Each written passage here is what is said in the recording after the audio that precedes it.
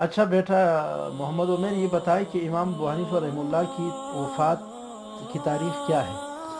150 ہجری، امام مالک رحمہ اللہ کی، 179، امام شافعی رحمہ اللہ کی، 204، امام احمد بن حنبل رحمہ اللہ کی، 241، امام بخاری رحمہ اللہ کی۔ 256۔ نحمده ونصلي ونسلم على رسوله الكريم اما بعد فاعوذ باللہ من الشیطان الرجیم بسم اللہ الرحمن الرحیم۔ میں آپ کو آج ایک ایسے بچے سے ملواؤں گا جو ایک اگی کے پسماندہ علاقے سے تعلق رکھتا ہے، مفتی امین الرحمن صاحب کے فرزند ارجمن محمد عمیر، جو اس وقت تقریباً 7-8 سال کا ہے، لیکن آپ کو یہ بتائے گا کہ ہمارے ائمہ کب پیدا ہوئے، کب فوت ہوئے۔ تو اس حوالے سے میں ان سے کچھ سوالات کروں گا اور انشاءاللہ وہ جواب بھی دے گا۔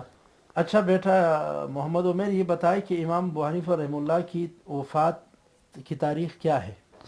150 ہجری، امام مالک رحمہ اللہ کی، 179، امام شافعی رحمہ اللہ کی، 204، امام احمد بن حنبل رحمہ اللہ کی، 241، امام بخاری رحمہ اللہ کی، 256، امام مسلم رحمہ اللہ کی، 261، امام ابن ماجہ، 273، امام ابو داود، 275، امام ترمذی، 279، امام نسائی، 313، امام طحاوی، 321، قاسم نانوتوی رحمہ اللہ، 1880، رشید احمد گنگوہی رحمہ اللہ، 1905، شیخ الہند رحمہ اللہ، 1920، خلیل احمد سہارنپوری رحمہ اللہ، 1927، یعقوب نانوتوی رحمہ اللہ، 1884، احمد علی سہارنپوری رحمہ اللہ، 1880، انور شاہ کشمیری رحمہ اللہ، 1934، شیخ حسین علی رحمہ اللہ۔ 1940۔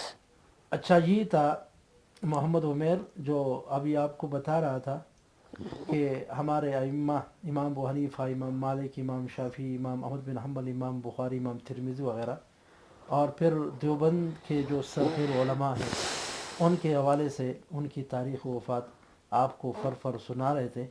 اللہ تعالیٰ ان کو مزید ترقی عطا فرمائے اور والدین کے لیے بہترین سرمایہ بنائے، اور یہ سلسلہ جس طرح اس بچے نے ہمیں آج سنایا، یہ شوق اور یہ جذبہ ہمارے ہر مسلمان کے گھر میں، بچوں میں یہ ہو۔ اللہ تعالیٰ حامی و ناصر ہو، وآخر دعوانا الحمدللہ رب العالمین۔